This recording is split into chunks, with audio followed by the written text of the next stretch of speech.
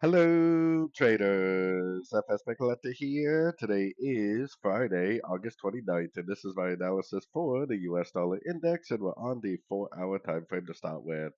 So on the 4-hour time frame, like I've been saying, if this right here is the end of a crescent, and this is a wave one, and this is a wave two, that means this needs to be a wave three, which means it needs to maintain a very strong downtrend. Wave threes are supposed to be very, very, very strong downtrends.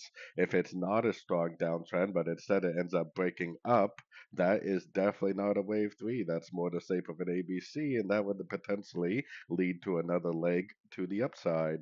So going down to the 1 hour time frame, we have our Fibonacci retracement on the move down.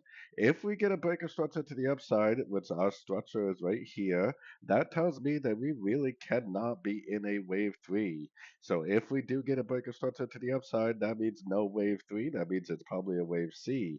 If it is a wave C, then it will likely make a leg up that will at least take out this high and probably even go up and take out that high. But it doesn't have to break structure, and let's allow the market to tell us what to do. If it doesn't break structure but makes a lower high or like an equal top right there and pushes down again, that means that I would definitely still continue to do nothing but look for shorts on the dollar via the dollar pairs themselves.